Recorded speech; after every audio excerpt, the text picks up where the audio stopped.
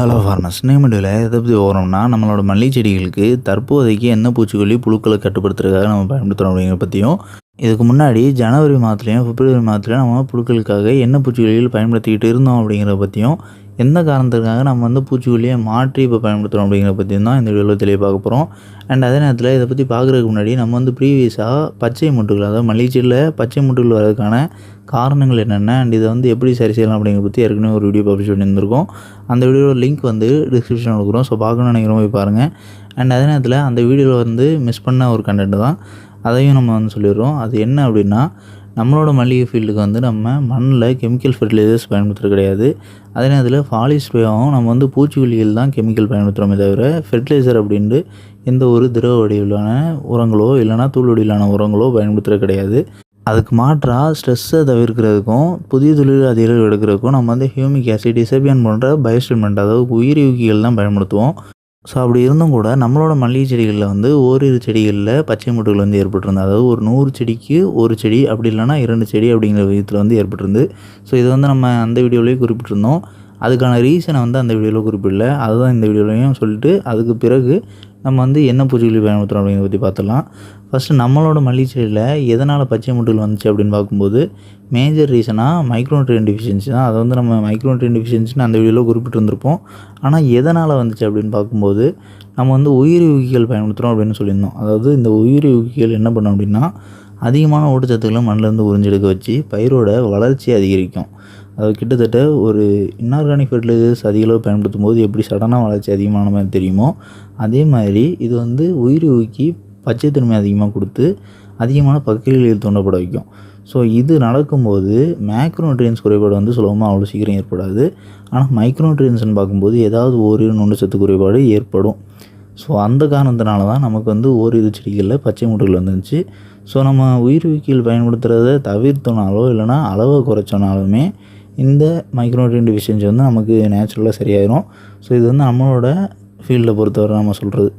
So எதனால் அப்படின்னா, நம்ம வந்து ஆர்கானிக் ஃபெர்டிலைசர்ஸ் மண்ணில் பயன்படுத்துறதுனால சுலபமாக மைக்ரோப்ஸால் நுண்ணுச்சத்து குறைபாடு வந்து சீக்கிரமே சரியாயிடும். ஸோ இதுவே கெமிக்கல் ஃபெர்டிலைசர்ஸ் அதிகளவு நீங்கள் பயன்படுத்துகிறீங்க அப்படின்னா, அவங்க வந்து என்ன உரங்கள் பயன்படுத்தலாம் அப்படிங்கிறத வந்து நம்ம அந்த வீடியோவிலேயே தெளிவாக சொல்லியிருந்திருப்போம். ஸோ இதுவே நீங்கள் வந்து என்ன ஃபெர்டிலைசர் அப்படிங்கிறத வந்து ஷார்ட்டாக தெரிஞ்சிங்க அப்படின்னா, அதை வந்து ஒரு ஷார்ட்ஸாகவும் போட்டிருந்துருக்கோம். ஸோ அதை வந்து நீங்கள் கிளிக் பண்ணி பாருங்கள்.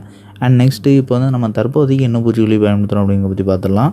இப்போதைக்கு நம்மளோட மல்லிகை ஃபீல்டுக்கு வந்து கராட்டே, அதாவது லாம்டா சைக்ளோத்ரின் 5% ஈசி ஃபார்மெட்டில் இருக்கக்கூடிய ஜிஞ்செண்டா பிராண்டை சேர்ந்த கராட்டே அப்படிங்கிற பூச்சிக்கொல்லியும், இது கூடவே எமமெட்டின் பென்சோயிட் 5% எஸ்ஜி ஃபார்மெட்டில் இருக்கக்கூடிய தனுகா பிராண்டை சேர்ந்த EM1 அப்படிங்கிற பூச்சிக்கொல்லியும் நம்ம வந்து பயன்படுத்துகிறோம்.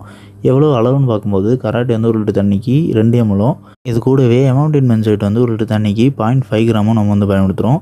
அண்ட் இந்த அளவில் நம்ம வந்து எத்தனை நாளைக்கு ஒரு முறை ஸ்ப்ரே பண்ணுறோம் அப்படின்னு பார்க்கும்போது, குறைந்தபட்சமாக இப்போதைக்கு 3 நாட்களுக்கு ஒரு முறை தொடர்ச்சியாக ஸ்ப்ரே பண்ணிக்கிட்டு இருக்கோம்.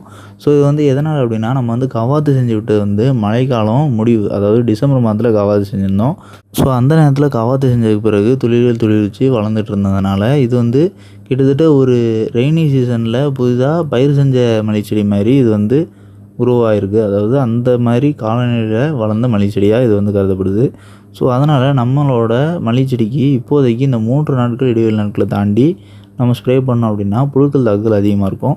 ஸோ இப்போதைக்கு நமக்கு பெஸ்ட்டு டேமேஜ், அதாவது இந்த புழுக்களோட சேதம் வந்து எந்த அளவுக்கு இருக்குது அப்படின்னு பார்க்கும்போது, நம்ம பூச்சிக்கொல்லி ஸ்ப்ரே பண்ணதுலேருந்து அடுத்த 3ஆவது நாள் திருப்பி பூச்சிக்கொல்லி ஸ்ப்ரே பண்ணும்போது புழுக்கள் வந்து தென்படும்.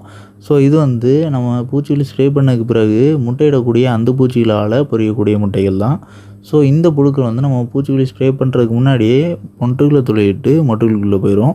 ஸோ அப்படி பார்க்கும்போது நம்ம பறிக்கக்கூடிய பூவோட அளவுக்கும் சேதத்துக்கும் ஈக்குவலைஸ் பண்ணி பார்க்கும்போது எவ்வளவு சதவீதம் புழு டேமேஜ் பண்ண அப்படின்னா, ஒரு 1000 பூ பறிக்கிறோம் அப்படின்னா அதில் வந்து அன்னைக்கு பறிக்கக்கூடிய அந்த 1000 பூவில் அதிகபட்சமாக 10 மொட்டுகள் வந்து சேதப்படுது. ஸோ இது வந்து குறைந்தபட்சமாக அப்படின்னு பார்க்கும்போது 1 மொட்டுலேருந்து 5 மொட்டுகள் வரை நமக்கு வந்து ஆவரேஜாக சேதம் ஏற்படுது. ஸோ இது வந்து நம்ம பூச்சிக்கொல்லியை ஃபஸ்ட்டு மாற்றும்போது அதிகபட்சமாக 10 மொட்டுகள் வரை டேமேஜ் ஆச்சு. ஸோ இப்போதைக்கு 1லேருந்து 5 மொட்டுகள் வரை தான் டேமேஜ் ஆகுது 1000 பூக்கு. ஸோ 10 மொட்டு அப்படின்னு பார்த்தோம்னா தான் 1%. ஸோ இது 5 மொட்டுகள் சேதப்படுது அப்படின்னா 0.5%, 100%க்கு 0.5% தான் லாஸ். ஸோ இந்த அளவில் இருக்கும்போது தான் நமக்கு வந்து புழுக்கள் சேதம் வந்து பெரிதளவு தென்படாது. ஸோ இந்த மாதிரி இருந்துச்சுன்னா தான் நம்ம மகசூல் எடுக்கிறதுக்கும் நல்லாயிருக்கும்.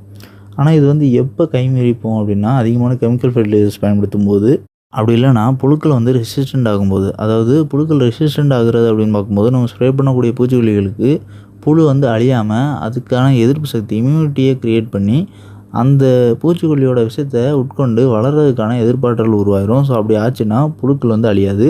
ஸோ அப்போது நம்ம மூலக்கூறை மாற்றி பூச்சிக்கொல்லி ஸ்ப்ரே பண்ணோன்னு அர்த்தம். இதுவே கெமிக்கல் ஃபெர்டிலைசர்ஸ் அதிக அளவு பயன்படுத்துகிற மூலியமா புழுக்கள் வந்து தீவிரமடையுது அப்படின்னா, கெமிக்கல் ஃபெர்டிலைசர்ஸ் ஒவ்வொரு முறையும் நம்ம பயன்படுத்தும் போது பயிரோட வளர்ச்சி ஒவ்வொரு நிலையிலையும் அதிகரிச்சிட்டு இருக்கும். ஸோ அப்படி வளர்ச்சி அதிகரிக்கும் போது நைட்ரஜன் சத்து அதிகமான அளவில் பயிருக்கு தேவைப்படும். ஸோ அந்த நைட்ரஜன் சத்தை உட்கொண்டு வளரும்போது அதிகமான பச்சைத்தன்மை கொடுக்கும். அண்ட் இலைகள்லேயும் தண்டுகள்லேயும் நீர் சத்து வந்து ரொம்பவே அதிக அளவு இருக்கும். ஸோ இதனால் புழுக்கள் வந்து ஸ்லோவமாக பரவும் அண்ட் மொட்டுகள் சேதமும் அதிக அளவு காணப்படும். ஸோ இதை வந்து நம்ம மாற்றி அமைக்கணும் அப்படின்னா முடிஞ்ச அளவு கெமிக்கல் ஃபெர்டிலைசர்ஸை கொஞ்சம் கொஞ்சமாக குறைத்து மண்ணில் வந்து இயற்கை வளத்தை அதிகரிக்கிறதுக்கான உரங்களோ இல்லைனா மண்ணோட வளத்தை பெருக்கிறதுக்கான உயிரிகளோ நம்ம வந்து மண்ணில் பயன்படுத்தணும். ஸோ இந்த மாதிரி பயன்படுத்தும் போது ஆரம்பத்தில் ஃபஸ்ட்டு இதுக்கான ரிசல்ட் கிடைக்காதது போல் இருந்தாலும் செடியை ஒரு முறை கவாத்து செஞ்சு விட்டோ இல்லைனா செடியில் ஒவ்வொரு தாவரநிலை வளர்ச்சி ஆக்டிவேட் ஆகும்போதும் அதுக்கான ரிசல்ட் வந்து மேம்படும். ஸோ இதுக்கு வந்து ஒரு உதாரணம் சொல்லணும் அப்படின்னா நம்ம வந்து தற்போதைக்கு பயன்படுத்தக்கூடிய கராட்டே பூச்சிகொல்லியும் எமோட்டின் பென்சோயிட் பூச்சிகொல்லியும் போன வருடம் நம்ம வந்து ஆகஸ்ட் மாதத்துக்கு பிறகு, அதாவது நம்ம வந்து ஃபஸ்ட் டைம் ஆகஸ்ட் மாதத்தில் கவாத்து செஞ்சுட்டு இருந்தோம். ஸோ அதுக்கு பிறகு பயன்படுத்தும் போது குறைந்தபட்சமாக நம்ம எடுத்துக்கொண்ட இடைவெளி நாட்களே 7 நாட்கள், அதாவது ஒரு வாரத்துக்கு ஒரு முறை தான் ஸ்ப்ரே பண்ணியிருந்தோம். ஸோ இது எதனால் அப்படின்னா நம்ம கவாத்து செஞ்சு விட்டது வந்து வெயில் காலம் ஆகஸ்ட் மாதத்தில் அதிகமான வெப்பம் பதிவாகக்கூடிய சூழலில், அதிகமான ஈரப்பதம் இல்லாத சூழலில். ஸோ இதுவே நம்ம வந்து இப்போதைக்கு என்ன தான் டெம்பரேச்சர் அதிகமாக இருந்துச்சுனாலும் கூட, பகல் வேளையில் வெப்பம் அதிகமாக இருந்துச்சுனாலும் கூட நம்ம வந்து பூச்சிக்கொல்லி 3 நாட்களுக்கு ஒரு முறை பயன்படுத்துகிறோம் அதே காம்பினேஷன். ஸோ இது எப்போ மாறும் அப்படின்னா நம்ம வந்து ஒரு மாதத்துக்கு பிறகோ இல்லைனா 2 மாதத்துக்கு பிறகோ செடியை கவாத்து செஞ்சு விட்டதுக்கு பிறகு திருப்பி பூச்சிக்கொல்லி ஸ்ப்ரே பண்ணும்போது நம்ம இடைவெளி நாட்களை அதிகரிச்சிக்கலாம். புழு தாக்குதல் ரொம்பவே குறைவாக இருக்கும். ஸோ இது வந்து அந்த செடியோட கிளைமேட் பேஸ்டு, அதாவது இந்த செடியோட எக்கோசிஸ்டம் பேஸ்டு அப்படின்னு நம்ம குறிப்பிடலாம். அண்ட் நெக்ஸ்ட்டு நம்ம வந்து பனிக்காலத்தில் ப்ரீவியஸாக என்ன பூச்சிக்கொல்லி காம்பினேஷன் பயன்படுத்திருந்தோம் அப்படிங்கிறத பற்றி பார்த்துடலாம். அண்ட் இதை வந்து நம்ம எதனால் கைவிட்டோம் அண்ட் நெக்ஸ்ட்டு எதனால் இப்போது தற்போதைக்கு கராட்டே எமோட்டின் பென்சோயிட் மாற்றி பயன்படுத்திகிட்டு இருக்கோம் அப்படிங்கிற பற்றியும் நம்ம வந்து சொல்கிறோம். அதாவது இதில் வந்து என்ன பூச்சிக்கொல்லி பயன்படுத்தியிருந்தோம் அப்படின்னா குளோரன்ட்ரைனிப்ரோல் 18.5% SC ஃபார்மெட்டில் இருக்கக்கூடிய கின்ஸ்டா அப்படிங்கிற பூச்சிக்கொல்லி, அதாவது இது வந்து கோரஜன் அப்படிங்கிற பேர்லேயும் அவைலபிளாக இருக்குது. ஸோ இதுதான் நம்ம வந்து ப்ரீவியஸாக பயன்படுத்தியிருந்த பூச்சிக்கொல்லி. இது கூட எமோட்டின் பென்சோயிட் 1 லிட்டர் தண்ணிக்கு 0.5 கிராம் அப்படிங்கிற இதில் பயன்படுத்தியிருந்தோம். ஸோ இந்த பூச்சிக்கொல்லி வந்து காம்பினேஷன் பார்க்கும்போது அதிகமான ரிசல்ட் கொடுக்கக்கூடியது தான். ஆனால் நம்மளோட ஃபீல்டுக்கு வந்து நம்ம இதை மழை காலத்துலேருந்து பயன்படுத்திக்கிட்டு இருந்ததுனால புழுக்கள் வந்து ரெசிஸ்டண்ட் ஆகி நம்ம வந்து 5 நாட்களுக்கு ஒரு முறை ஸ்ப்ரே பண்ணிகிட்டு இருந்த இடைவெளி நாட்கள் 4 நாள் ஆகி, 4 நாட்கள் அப்படிங்கிறது வந்து 3 நாள் ஆகி, 3 நாட்கள் அப்படிங்கிறது வந்து 2 நாள் ஆயிடுச்சு. ஸோ இந்த மாதிரி ஒவ்வொரு நாட்களும் இடைவெளி குறுகியும் போதே இந்த புழுக்கள் வந்து ரெசிஸ்டண்ட் ஆக ஆரம்பிச்சிருச்சு. அதாவது புழுக்கள் அழியும் விகிதம் குறைஞ்சிருச்சு அண்ட் அதே நேரத்தில் புழுக்கள் பரவும் வேகம் வந்து அதிகமாகிடுச்சு. ஸோ இப்படி ஆகும்போது மொட்டுகள் சேதமும் அதிகமாக ஆரம்பிச்சிருச்சு. ஸோ 2 நாட்களுக்கு ஒரு முறை பூச்சிக்கொல்லி தொடர்ச்சியாக ஸ்ப்ரே பண்ணும் பட்சத்தில் தான் நமக்கு வந்து ரிசல்ட்டே கிடச்சிது. ஸோ இது வந்து பயிருக்கு நல்லது கிடையாது. ஸோ நம்ம வந்து திருப்பி பூச்சிக்கொல்லியை மாற்றினதுக்கு பிறகு இப்போது 3 நாட்களுக்கு ஒரு முறை ஸ்ப்ரே பண்ணுறோம். ஸோ கவாத்து செஞ்சு விட்டதுக்கு பிறகு திருப்பி நம்ம வந்து அதிகபட்சமாக புழு தாக்குதல் ஏற்படும் போது பயன்படுத்தினாலே போதும். ஸோ இதில் நீங்கள் புரிஞ்சிக்க வேண்டிய விஷயம் என்ன அப்படின்னா, செடியை நம்ம கவாத்து செய்யும் போதும் சரி இல்லைனா செடிக்கு ஒரு பூச்சிக்கொல்லி ஸ்ப்ரே பண்ணும்போதும் சரி, இந்த ரெண்டுலேயுமே காலநிலை அதிகமான பங்கு வகிக்குது. அதாவது சுற்றி செடிக்கு கிடைக்கக்கூடிய வெப்பநிலை, அதிகபட்ச வெப்பநிலை ப்ளஸ் குறைந்தபட்ச வெப்பநிலை, இந்த 2 இல்லாமல் செடிக்கு அதிக அளவு நீர் மண்ணில் வந்து மழை காலங்களில் அதிகமான நீர் கிடைக்கிறதா இருக்கட்டும், அப்படி இல்லை அப்படின்னா பனிக்காலத்தில் செடிக்கு மேலே விழக்கூடிய பனியாக இருக்கட்டும், நீர் பனியாக இருக்கட்டும், இது எல்லாமே இதை வந்து தீர்மானிக்குது. அதாவது நம்ம எத்தனை நாளைக்கு ஒரு முறை பூச்சிக்கொல்லி ஸ்ப்ரே பண்ணணும் அண்ட் பூச்சிக்கொல்லி எந்த மாதிரி அளவில், அதாவது எந்த மாதிரி செயல்திறன் மிக்க பூச்சிக்கொல்லி பயன்படுத்தணும் அப்படிங்கிறது வர. ஸோ இதில் இன்னும் தெளிவாக புரிஞ்சிக்க வேண்டிய விஷயம் என்ன அப்படின்னா, நம்ம வந்து ப்ரீவியஸாக பயன்படுத்தியிருந்த கின்ஸ்டா அப்படிங்கிற பூச்சிக்கொல்லியும் எமோட்டின் பென்சோயிட் அப்படிங்கிற பூச்சிக்கொல்லியும் ரெண்டுமே விலை அதிகமாக இருக்கக்கூடிய பூச்சிக்கொல்லிகள். ஆனால் இப்போது பயன்படுத்துகிறது வந்து கராட்டே பூச்சிக்கொல்லி வந்து விலை குறைய வைக்கக்கூடிய பூச்சிக்கொல்லி. ஆனால் நமக்கு வந்து இப்போது கிடைக்கக்கூடிய ரிசல்ட் வந்து ப்ரீவியஸாக கிடைக்கல. ப்ரீவியஸாக ஒரு வாரம் அப்படி இல்லைனா 10 நாட்கள் வர ரிசல்ட் வந்து கொண்டுறதுக்கு பிறகு தான் நம்ம வந்து பூச்சிக்கொல்லி மாற்றி ஸ்ப்ரே பண்ணோம். ஸோ இதுக்கு காரணம் வந்து தொடர்ச்சியாக ஒரே பூச்சிக்கொல்லியை பயன்படுத்துகிறதும் அண்ட் ஒவ்வொரு காலநிலை மாறும்போதும் நம்ம அதே பூச்சிக்கொல்லியை பயன்படுத்துகிறதும். ஸோ நம்ம வந்து நார்மலாக கெமிக்கல் ஃபெர்டிலைசர்ஸ் மண்ணில் பயன்படுத்தாமலே நமக்கு புழுக்கள் வந்து ரெசிஸ்டண்ட் ஆகியிருக்கு அண்ட் அதே நேரத்தில் புழுக்கள் வந்து பூச்சிக்கொல்லிகளுக்கு அழியாமல் பரவே ஆரம்பிச்சிருக்கு ரொம்பவே. ஸோ இந்த மாதிரி ஆகும்போது கெமிக்கல் ஃபெர்டிலைசர்ஸ் அதிக அளவு ஃபாலி ஸ்ப்ரேவாவோ இல்லைனா மண்ணிலையோ பயன்படுத்துகிறவங்களுக்கு இந்த புழு தாக்குதல் வந்து ரொம்பவே அதிகமாக இருக்கும். ஸோ இவங்களுக்கு வந்து நம்ம குறிப்பிடுறது என்ன அப்படின்னா, முடிஞ்ச அளவு மண்ணோட வளத்தை வந்து இயற்கை முறையில் பெருக்குங்க. கெமிக்கல் ஃபெர்டிலைசர்ஸ் அதிக அளவு பயன்படுத்துகிற வந்து மண்ணோட வளத்தை குன்றிய வச்சுக்கிட்டே தான் இருக்கும். ஸோ இதில் வந்து நம்ம முழுமையாக தடை செய்ய முடியலை, அதாவது முழுமையாக யூஸ் பண்ணாமல் இருக்க முடியல அப்படின்னா, மண்ணில் நீங்கள் கெமிக்கல் ஃபெர்டிலைசர்ஸ் பயன்படுத்துறதுக்கு 2 அல்லது 3 மடங்குக்கு ஆர்கானிக் ஃபெர்டிலைசர்ஸ் பயன்படுத்துங்க. ஸோ அப்போனா தான் மண்ணோட வளம் வந்து முழுமையாக கெடாமல் ஒரு 50% தக்க வச்சிக்க முடியும். அண்ட் அதே நேரத்தில் புழுக்களுக்கு நம்ம வந்து என்னென்ன பூச்சிகள் எவ்வளோ அளவில் மாற்றி மாற்றி பயன்படுத்தலாம் அப்படிங்கிறத பற்றியும், சார்ந்தும் பூச்சிகளுக்கு நம்ம என்னென்ன பூச்சிகள் மாற்றி மாற்றி பயன்படுத்தலாம் அப்படிங்கிறத பற்றியும், வால்பேன்களுக்கு என்னென்ன பூச்சிகள் நம்ம வந்து மாற்றி மாற்றி பயன்படுத்தலாம் அப்படிங்கிறத பற்றியும் நம்ம ஏற்கனவே வீடியோஸ் பப்ளிஷ் பண்ணியிருந்திருக்கோம். ஸோ இந்த 3 வீடியோட லிங்க்குமே டிஸ்கிரிப்ஷன் கொடுக்குறோம். ஸோ பார்க்கணும்னு நினைக்கிறோம், போய் பாருங்கள். அண்ட் நீங்கள் ஸ்க்ரீனில் பார்க்கக்கூடிய வீடியோ எல்லாமே நம்மளோட ஃபீல்டில் ஷூட் பண்ண வீடியோ தான். ஸோ இதுதான் நம்ம குறிப்பிட்டிருந்திருக்கக்கூடிய மல்லிகை செடிகள்.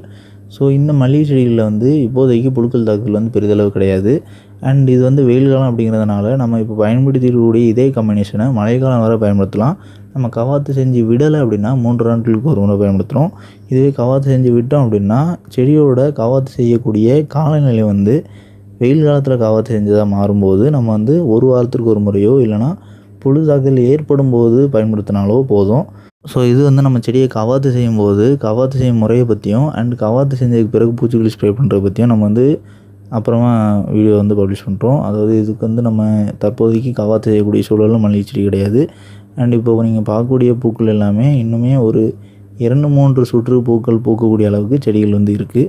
ஸோ அதனால் நம்ம வந்து இப்போதைக்கு கவாத்து செய்ய போகிறது கிடையாது. கவாத்து செய்யும்போது எப்படி கவாத்து செய்யணுங்கிறத பற்றியெல்லாம் இன்னுமே தெளிவு வீடியோஸ் பப்ளிஷ் பண்ணுறோம்.